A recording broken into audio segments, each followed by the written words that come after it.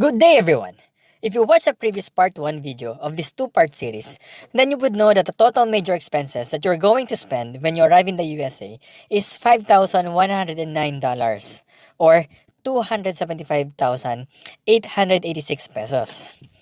This includes the car insurance, electricity, water, cell phone, housing, internet, and health insurance. All of this I have explained in details in my previous video. So make sure to watch that video before watching this one. Again, this is just the major expenses category. Other expenses are not yet included. And that's why we are doing the part 2 video for the initial budget in the USA.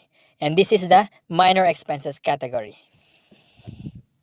I'm doing this so you guys who are coming or planning to come here in the United States will have an idea on how much money you have to save or for you to bring here in the United States. And to know what are the expenses that you're going to face and how to save on it. This is based on my own actual experience. I hope you will learn something from my experience and will use it when you get your chance to enter the land of the milk and honey.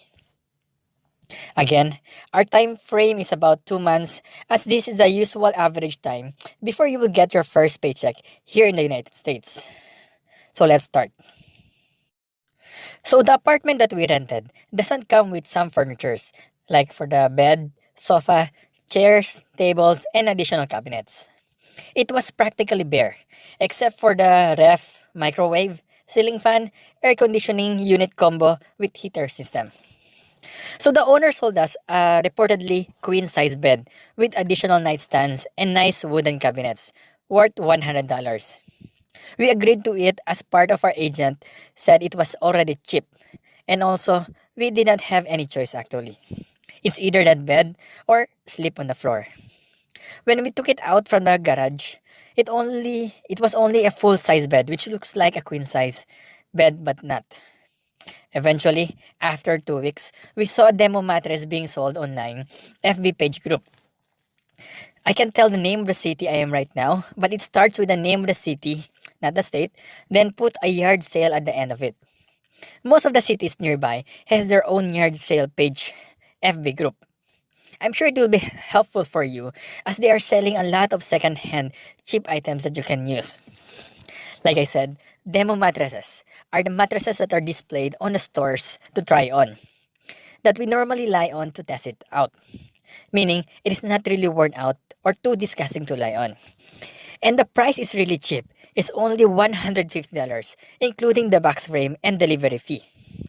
Normally, for the nice 10-inch mattress I bought, it is probably worth $250 to $500 easily. You will save a lot as compared if you bought it from Walmart, Save a Lot, or Target. By the way, don't invest too much on your bed as 90% you will most likely shift to a different state after your contract expires. It is most likely your stepping stone. But don't be too cheap that you will buy a mattress that will hurt your back. Remember, you have 2 to 3 years before your contract expires. So for the beds and cabinets, total of $250. Here in the United States, it is really cold. So if you don't want to spend too much on your electric bill by cracking up the heater, you should invest on some thick beddings, like for comforter and bedsheets. The cheapest that I found I bought in Walmart was around $40. Price may vary depending on the size, quality, style, and texture. I suggest if there is a Ross store near you, buy from that store as they sell a lot stuff cheaper as compared to Walmart. And of course, you need some pillows to complete your bedding necessities. So in Walmart, the cheapest was $5 per pillow. I bought four pieces, so total will be $20. So for the bed sheets and pillows, total will be $60. After the bedroom showcase, let's move to the kitchen. Definitely you will need a cooking pan to be able to start cooking. Here in the USA, normally they use an electric stove. Rare that you can find a gas stove or an outlet that sells gas tank along the streets like in the Philippines. So make sure you buy or choose a pan that fits for electric stove. We bought a good quality pan that you can use for cooking and frying worth $17. Based on our experience, you would like to buy a good quality pan that will last. And of course, you will need other items for cooking like pot holder, ladle, spoon, fork, knife, can opener, chopping board, dish rack, plate and bowls, and glasses sets. So for the cooking and eating utensils, let's estimate it will be $83 all in all. And of course, you need ingredients, condiments, and other similar stuff like soy sauce, vinegar, cooking oil, sugar, salt, pepper, and etc. Too many to mention. Let's estimate it worth $40. Take note, it's a struggle to find a similar cooking condiments you are used to use in your country, as they are not the same here. And it is hard to find your usual brand that you use back home.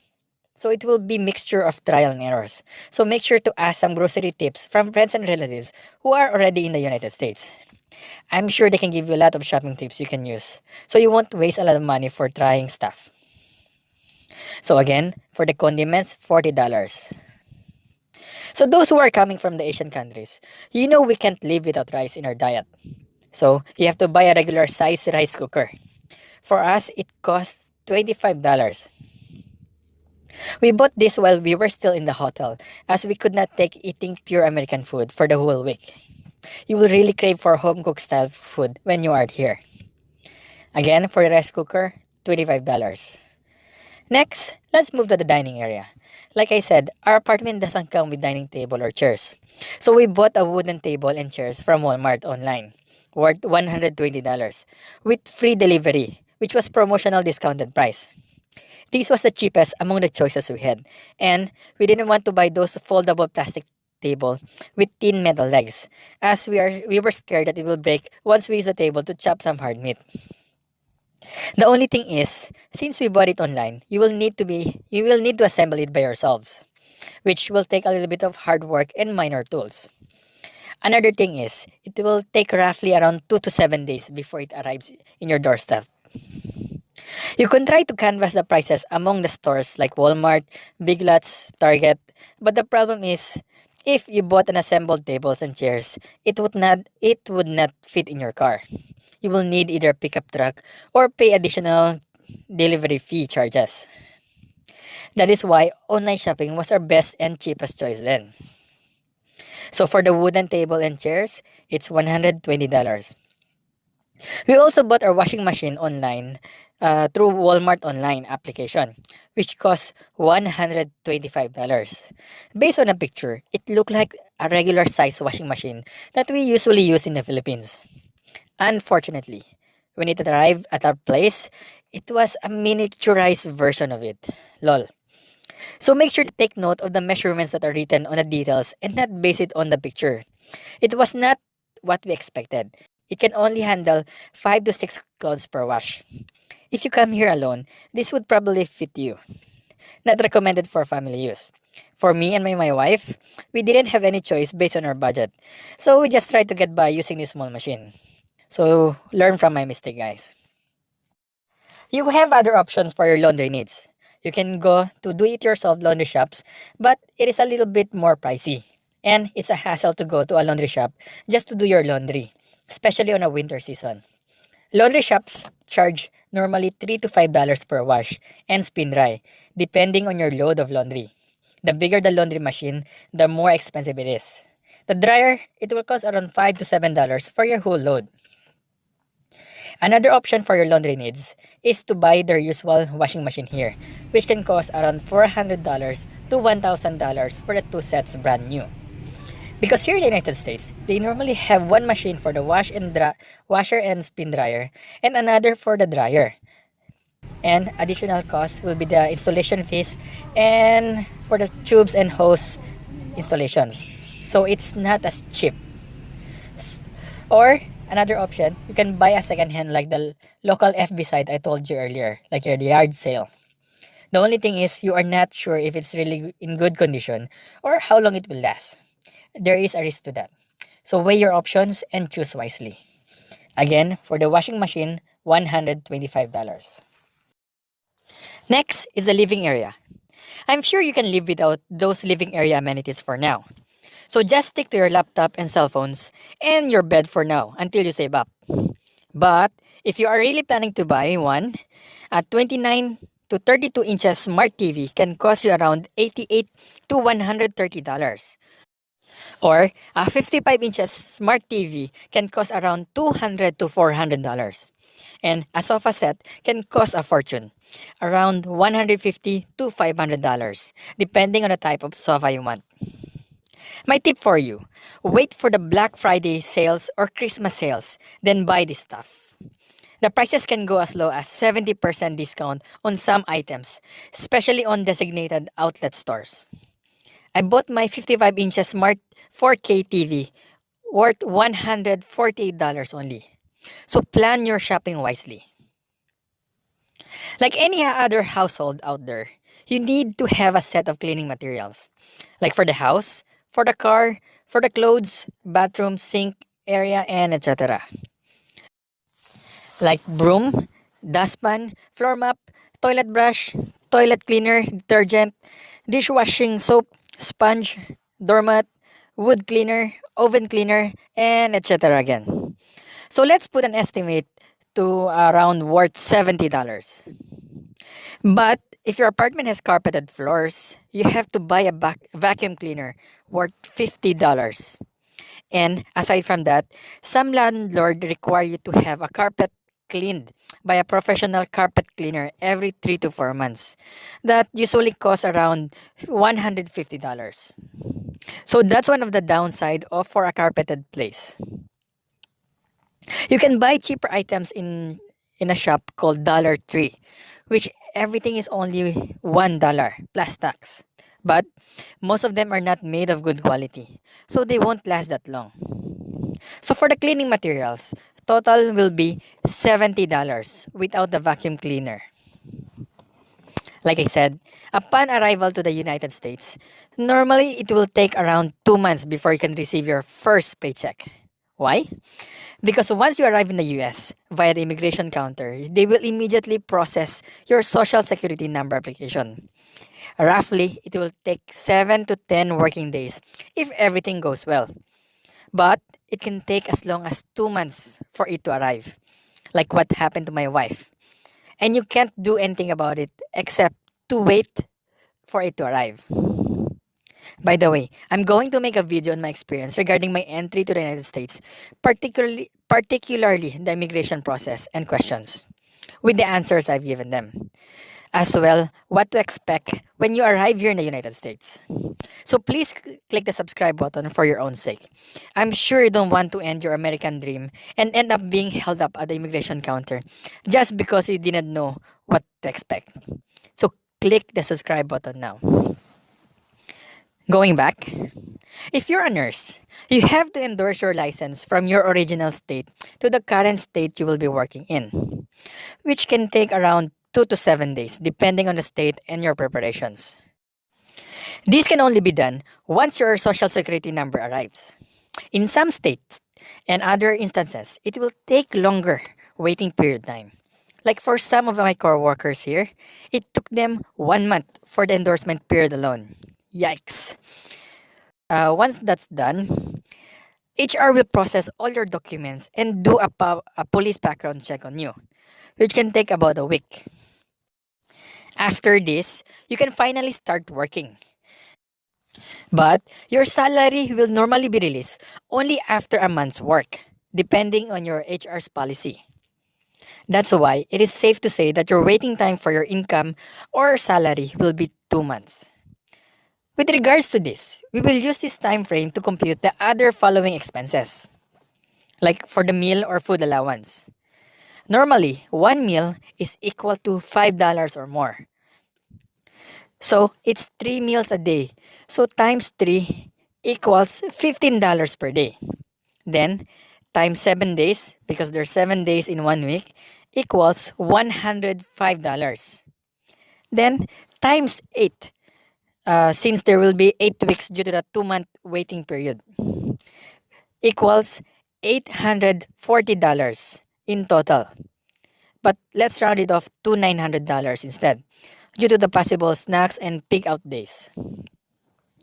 For fast food, the typical price would be from $5 to $10 per meal, like KFC, Taco Bell, McDonald's, Wendy's. If you want restaurant food type, it will normally range from $8 to $20 per meal per person, plus tips. So 10 to 20% tips are required here. So it's really wise to cook your own meal as it would be cheaper and healthier. So again, $900 for the food allowance. Next is the gas for the car. The normal price for the gas here ranges from $2.10 to $3 per gallon. I repeat, it's a gallon. Average price is around $2.50 per gallon here. Price differs depending on your state or the type of state you live in. If it's more like a city place, it will be more expensive. But if it's a rural place, it will be much cheaper. But still, gas prices here are much more cheaper as compared in the Philippines. 1 gallon is equal to 4.54 liters. So 1 liter is equal to 29 to 30 pesos only. It's that cheap.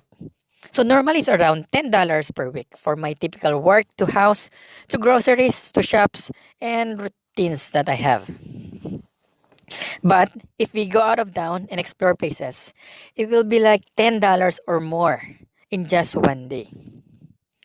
I'm sure you will go on road trips if you will be designated to this type of rural places, which is one of the things to look forward to when you arrive here in the United States.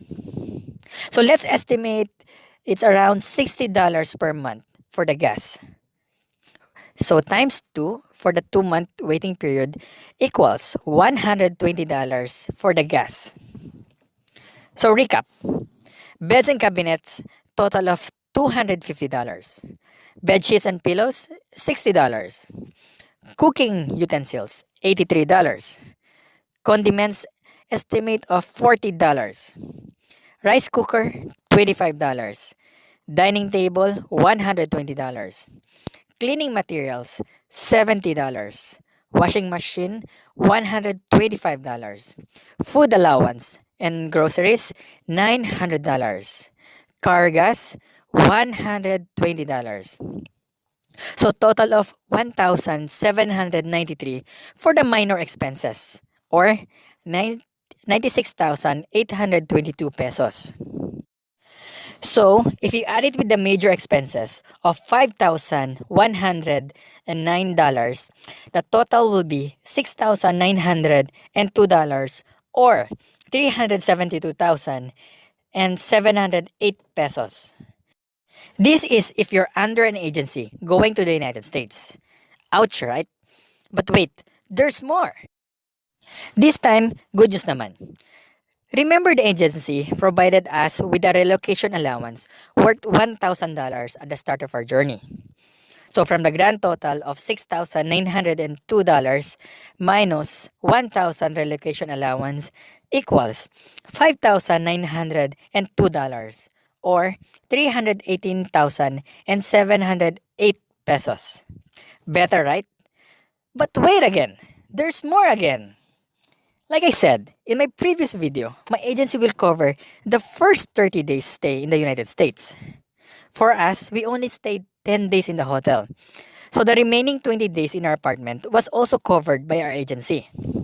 So for my apartment, it is worth $425 per month.